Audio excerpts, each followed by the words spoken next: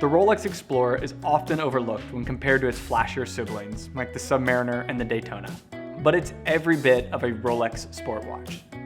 So let's take a look at the Explorer history, talk through some of the prominent references, and explain why we think the Explorer may be the best Rolex sport model.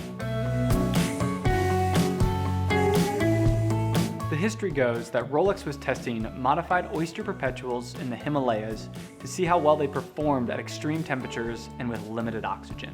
The watch earned its name as the Explorer when the early prototypes being tested were on the wrists of Sir Edmund Hillary and Tenzing Norgay as they became the first to summit Everest in 1953.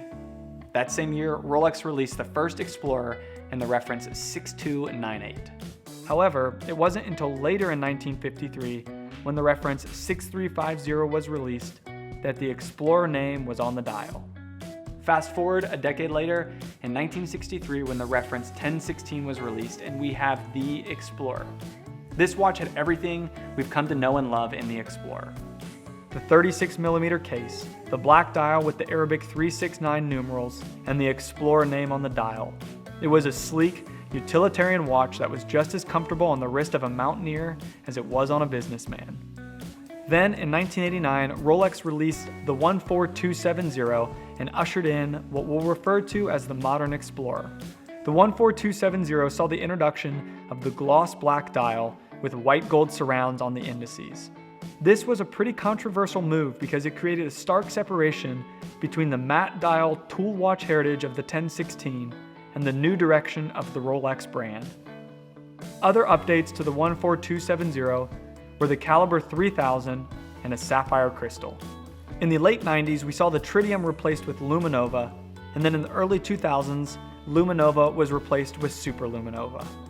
In 2001, the 11470 was released. This was the last of the 36mm Explorer. The 11470 had another new movement in the caliber 3130. This movement introduced a new balance bridge, a Breguet overcoil, and a new reverser mechanism in the automatic oscillating weight. In layman's terms, a more robust and efficient movement. More noticeable than the new movement was the addition of solid end links on the bracelet, and on the later models, the engraved chapter ring. Then, in 2010, the Explorer grew up. Now called the 214270, the watch's size grew to 39mm. The watch was met with mixed appeal because of the vast departure from a decades-old design. Leaving the traditional 36mm case size was a big change, but the bigger issues seemed to come from the dial. The Arabic 3, 6, and 9 were now polished white gold, creating a much dressier watch while also reducing legibility. Even worse than that was the fact that the hands seemed to be the same hands from the previous 36mm design.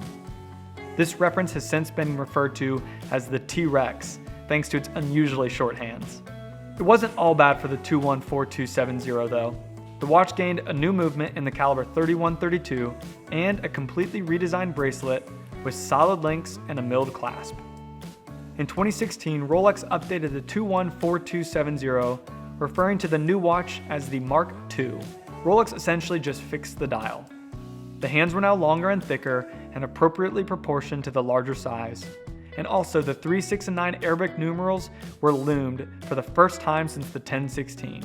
This change definitely makes the Explorer feel sportier and harkens back to its roots. So, there's a quick overview of some of the more notable Explorer references.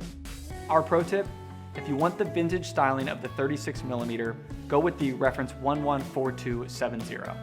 You get the traditional case size and nostalgia without the premium price of the 1016. Granted, you lose the matte dial with painted indices, but the solid end-link bracelet and the caliber 3130 are nice modern touches.